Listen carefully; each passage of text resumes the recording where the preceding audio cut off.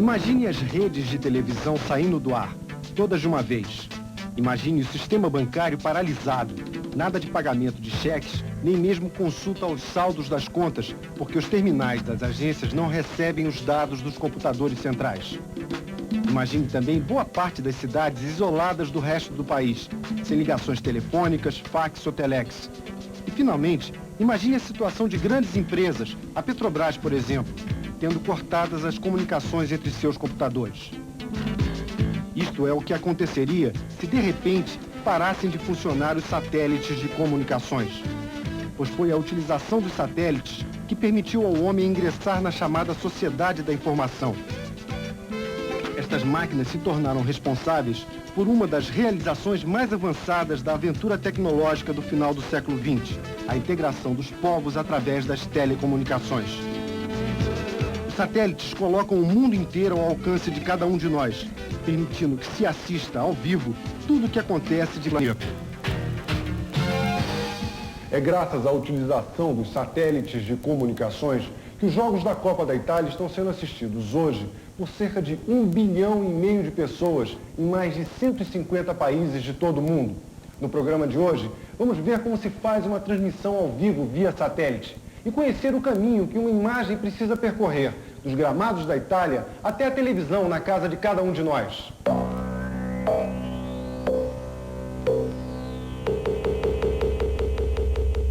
Um ponto metálico no espaço, onde imagem e som podem ser refletidos como num espelho, espalhando-se depois por grandes extensões do planeta.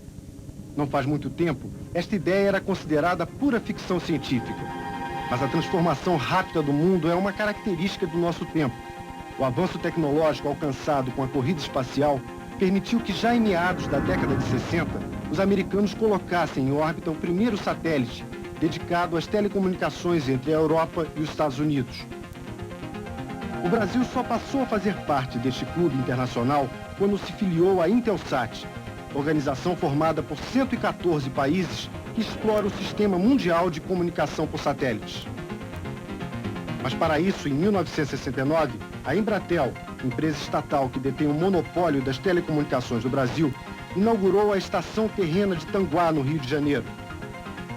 Graças à Estação de Tanguá, os brasileiros puderam receber via satélite ainda em 69 as imagens da chegada pioneira do homem à Lua, a bordo de um módulo da nave Apollo 11. E puderam também assistir em 70 a primeira transmissão direta pela televisão de uma Copa do Mundo para o nosso país.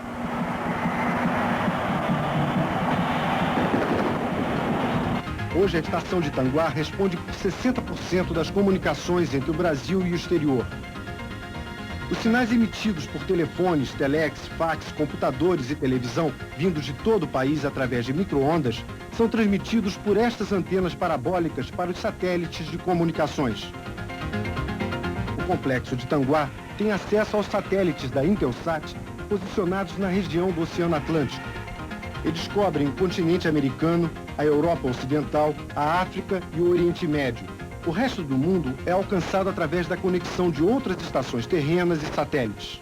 A distribuição de satélites no mundo é dividida basicamente em 3 regiões oceanográficas. Nós chamamos a região do Atlântico, a região do Índico e a região do Pacífico. O Brasil opera com a região do Atlântico e normalmente nós temos nessa região algo em torno de 10 satélites de comunicações de órbita geoestacionária. A órbita geoestacionária você tem o satélite numa posição orbital em torno de 36 mil quilômetros de altitude, na qual o satélite ele acompanha o movimento terrestre, de forma que suas antenas estão apontadas normalmente sempre para aquele mesmo ponto situado na Terra. Apesar de estarem numa órbita geoestacionária, apontados então sempre o mesmo ponto fixo na Terra, eles realizam pequenos movimentos nessa órbita e que são então detectados pelas estações em terra que se dispõem de sistemas que nós chamamos de servomecanismo, capazes então de, ao receberem sinais emitidos pelo satélite, estarem sempre apontados para aquele satélite dedicado àquela estação. A outra estação terrena brasileira fica no estado de São Paulo, a 48 quilômetros de Campinas. Ativada em 1986, a estação terrena de Morungaba permitiu ampliar em 40% a capacidade brasileira de utilização dos satélites internacionais. Na verdade, Os satélites são estações repetidoras de sinais que trabalham da mesma forma que as estações terrenas, ou seja, recebem impulsos que são amplificados e retransmitidos. Por estarem no espaço, são estações completamente automáticas, montadas geralmente dentro de cilindros de fibra de carbono. As paredes externas são revestidas de células fotoelétricas que geram energia para o funcionamento dos circuitos a partir da luz do Sol. Foi no rastro luminoso deixado pelo foguete europeu Ariane 3, lançado da base de Kourou, na Guiana Francesa, que o Brasil se tornou, em 1985, o primeiro país do hemisfério sul a possuir um satélite doméstico de comunicações, o BrasilSat-1. No ano seguinte, o lançamento do BrasilSat-2 permitiu a criação do Sistema Brasileiro de Telecomunicações por Satélites, que é operado e controlado a partir deste centro, construído em Guaratiba, no Rio de Janeiro. Daqui, com auxílio de computadores e equipamentos especiais, os técnicos controlam a posição dos dois satélites, que estão fixos numa órbita exatamente sobre a cidade de São Gabriel da Cachoeira, no extremo norte do estado do Amazonas. São os Brasilsats que permitem hoje que todo o país assista ao vivo os jogos da Copa da Itália. Mas para garantir no Brasil as imagens da maior festa do futebol mundial, foi preciso também muito trabalho. Um planejamento que incluiu o aluguel de 2 canais de TV internacionais e 2 canais domésticos para uso na Itália. O que nós estamos tendo hoje na Copa do Mundo? O sinal sai de Turim, por uma estação móvel, vai no satélite doméstico Eutelsat, da Itália, desce em Futino, uma estação em Roma, passa por um centro internacional, o International Broadcast Center. Esse sinal sobe, vai vir em Eutelsat e nós recebemos aqui em Tanguá. Sinal recebido em Tanguá é entregue ao CTV do Rio, daí passa para as emissoras, esse sinal é devolvido, nós distribuímos via o satélite BrasilSat do Brasil. Analisar a qualidade das imagens que chegam da Itália é, em tempo de Copa do Mundo, a principal preocupação destes técnicos. Aqui é o Centro de TV do Rio de Janeiro, onde também é feita a conexão dos sinais de televisão entre vários estados do país. Existem vários padrões de qualidade de sinal e nós aqui no Centro de TV fazemos em qualquer termo de difusão desse sinal, quer dizer, entrega desse sinal, por exemplo, te dar um exemplo, Rio-Belém, Rio-Brasília, Rio-Belo Horizonte, é feita uma análise prévia desse sinal. Esse sinal, a gente analisa quanto à qualidade do sinal de vídeo e de áudio, tá? Se estiver dentro dos padrões, essa canalização é feita e passada esse sinal para outra localidade. Para este trabalho, além de 56 pequenos monitores de TV, os técnicos contam com sofisticados equipamentos. Esses 56 monitores são utilizados para uma monitoração fixa, rápida e sem grandes comprometimentos com relação à qualidade do sinal que por ali trafega. Naturalmente, esses monitores te dão uma visão global de tráfego no centro de televisão.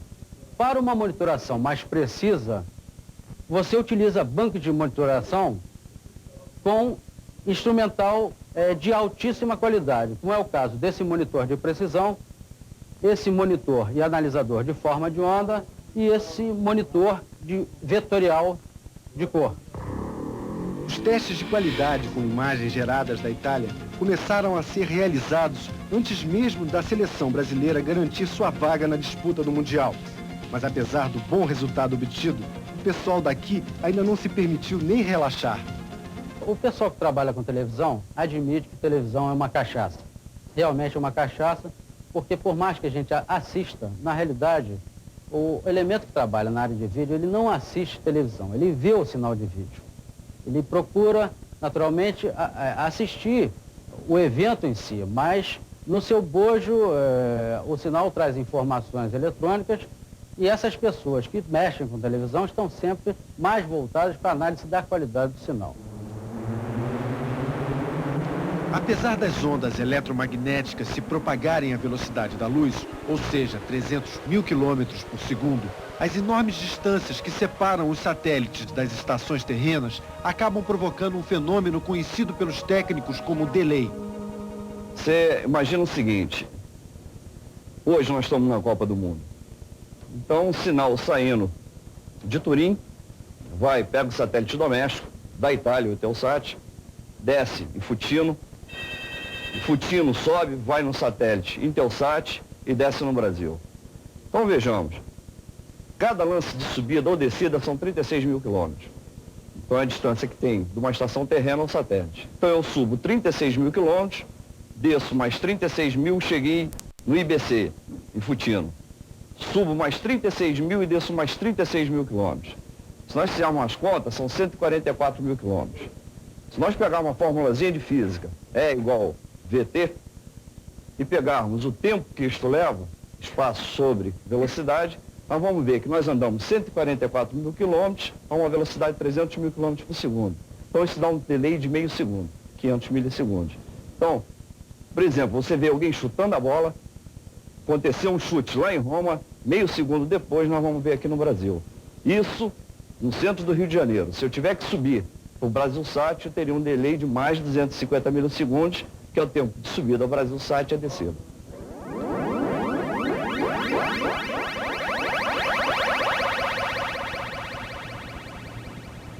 Daqui a pouquinho, depois do intervalo, você vai acompanhar toda a operação que envolve uma transmissão ao vivo via satélite. Até já!